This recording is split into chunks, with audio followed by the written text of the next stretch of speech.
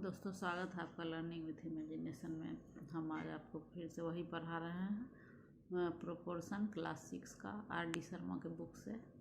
तो उसके पहले आज हम आपको बता दें कि आज है डॉक्टर भीमराव अंबेडकर की जयंती। डॉक्टर भीमराव अंबेडकर सोशलिस्ट थे और रिफॉर्मिस्ट थे। उनका नाम था भीमराव रामजी अंबेडकर और उनका जन्म 14 अप्रैल 1851 में मतलब 14 अप्रैल 1891 में हुआ था। और वे महार जाति के थे और उन्होंने दलितों के पक्ष में आवाज़ बुलंद की और जातिवाद के खिलाफ लड़ाई की सभी से। और वो बहुत बड़े सोशलिस्ट थे और उन्होंने पढ़ाई London school of economics and politics से की। तो आगे बढ़ते हैं।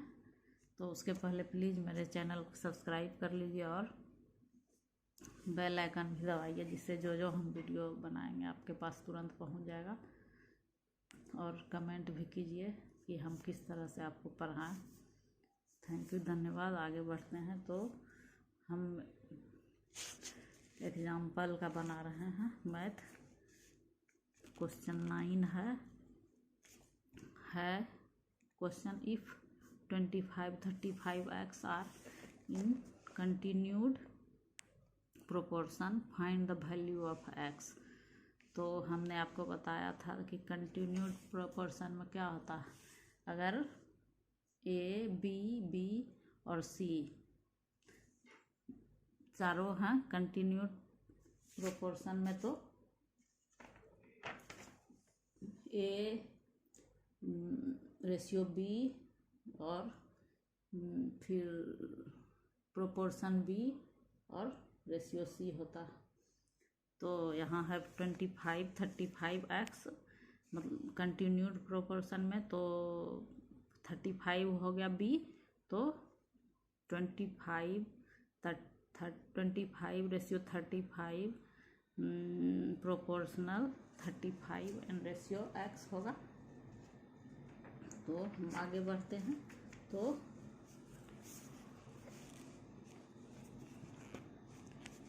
उसका आंसर इस तरह से होगा, सिंस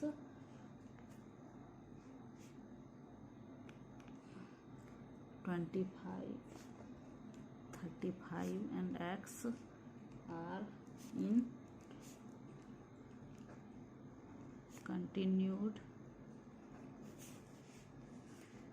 in continued proportion,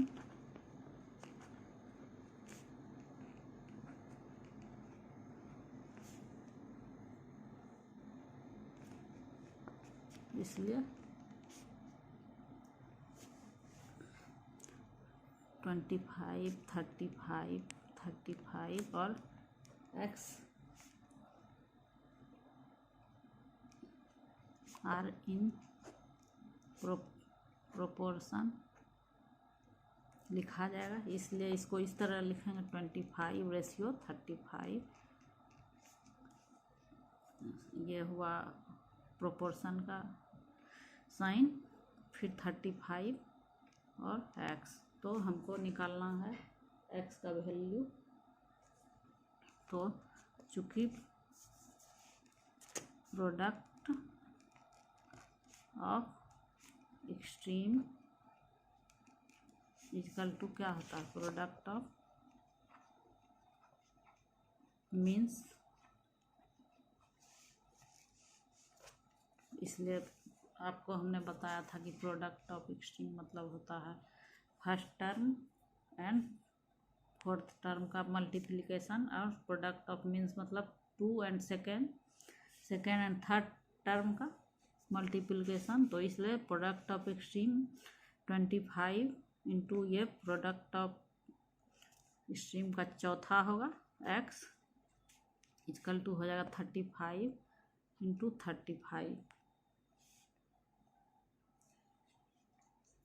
अब 25x बराबर कितना हो जाएगा, 35 इंटू 35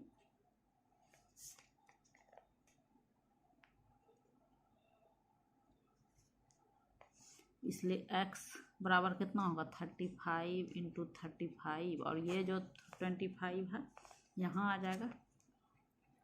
अब इसको हम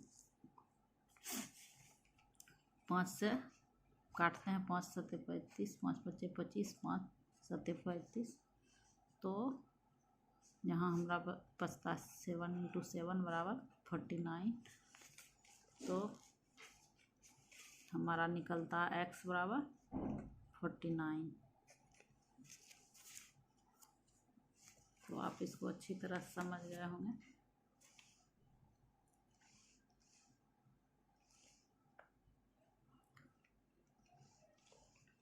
कंटिन्यूड प्रोपोर्शन का मतलब होता है if A B B and C are in proportion. तो यहाँ बी है 35, तो 25 35 35 एंड एक्स इन प्रोपोर्शन, क्योंकि एक्स है चौथा टर्म। अब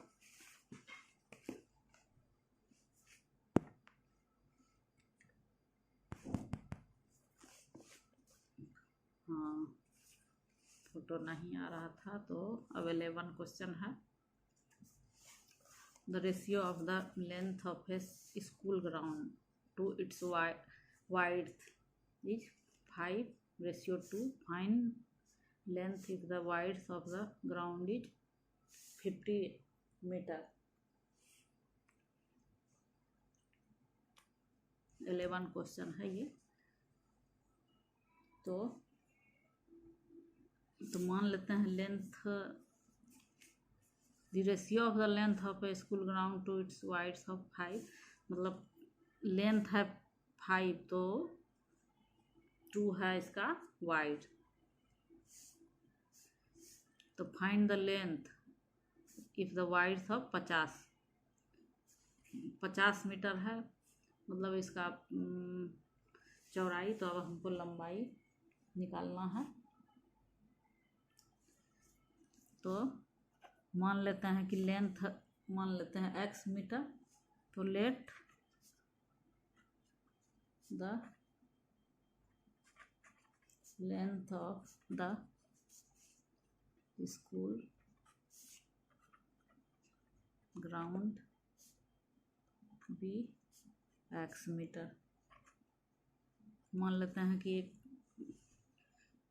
x मीटर है लेंथ। तो then the ratio of the length to the width बराबर x, और 50 होगा। चूँकि 50 है हमारा चौड़ाई, तो x होगा लंबाई। But the ratio of the length of the school ground its widths given as 5:2। लेकिन दिया गया है कि दोनों का रेशियो और ये लंबाई और चौड़ाई का अनुपात है 5:2। तो इसलिए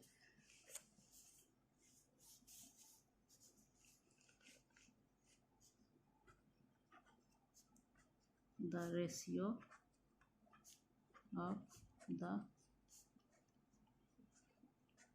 length of the school ground to its width is दिया गया है जैसा 5:2 है। तो इसलिए x रेशियो 50, x है लंबाई और 50 है चौड़ाई का प्रोपोर्शन है 5:2, जो लंबाई है और चौड़ाई। इसलिए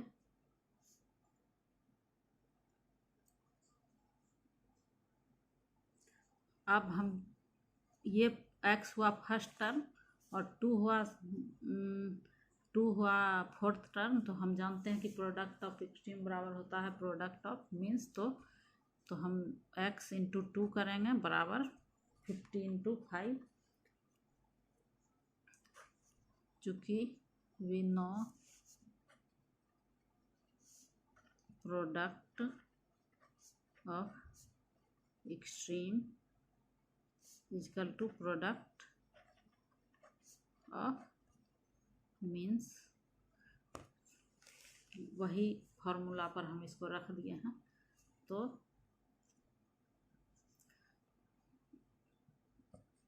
यहाँ 2x हो गया बराबर हो गया 50 इंटू 5, इसलिए x बराबर 50 इंटू 5 बटे ये 2 आ जाएगा नीचे, तो 2 25 बार में कट गया। अब 25 इंटू 5 बचा तो 125 हो जाएगा, तो x बराबर हमारा हो जाता है 25। इसलिए लेंथ जो है हमारा 125 और चौड़ाई जो है 50। So the length of the ground is 125 metre.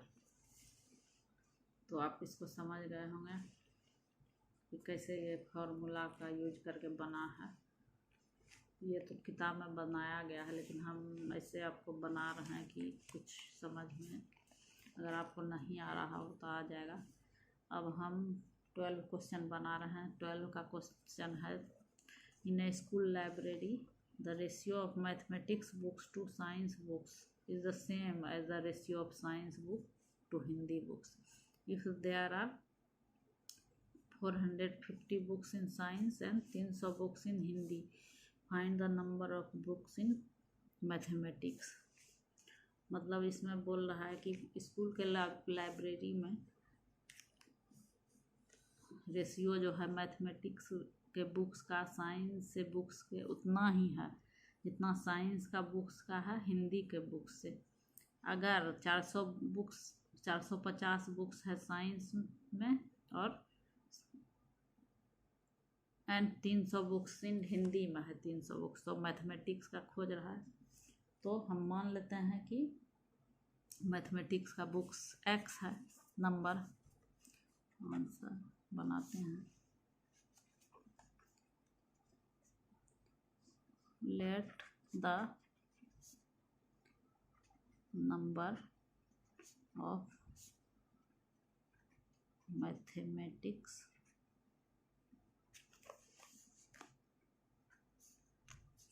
book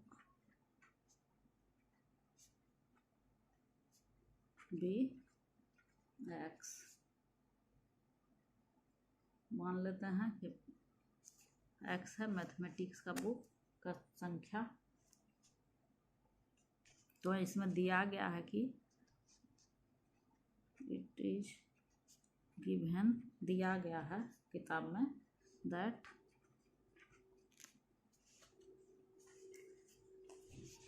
number of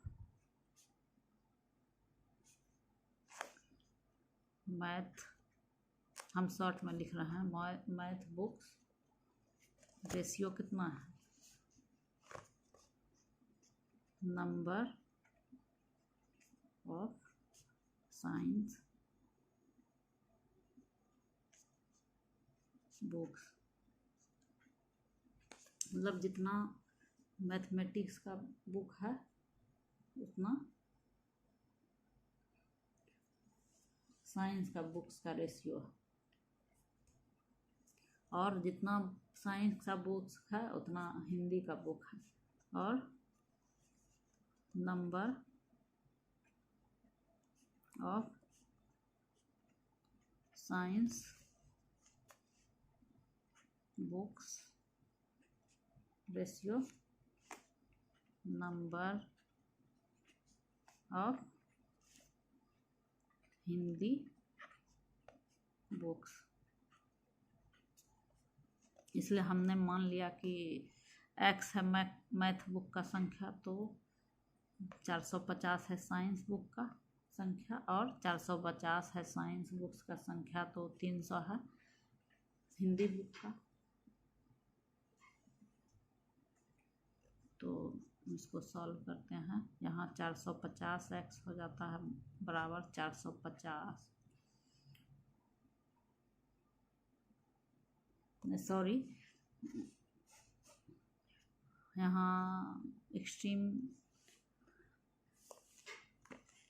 product of extreme बराबर होता है प्रोडक्ट ऑफ मीन्स, तो first and third x into 300 बराबर 450 इंटू 450 बराबर, तो x बराबर 450 इंटू 450 बटे 300। ये 0 0 कट गया, 3 का 3, 3 पचे 15।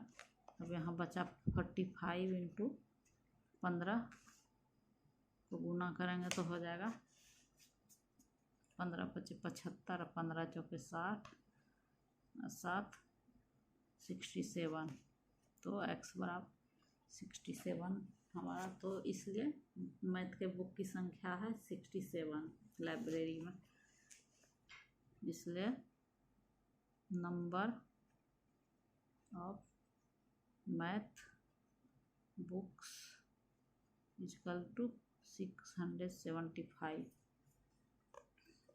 तो आप इसको समझ गए होंगे। अब हम आगे 9.3 से बताएंगे, तो अभी आप इसको सॉल्व कीजिए। तो धन्यवाद, थैंक यू।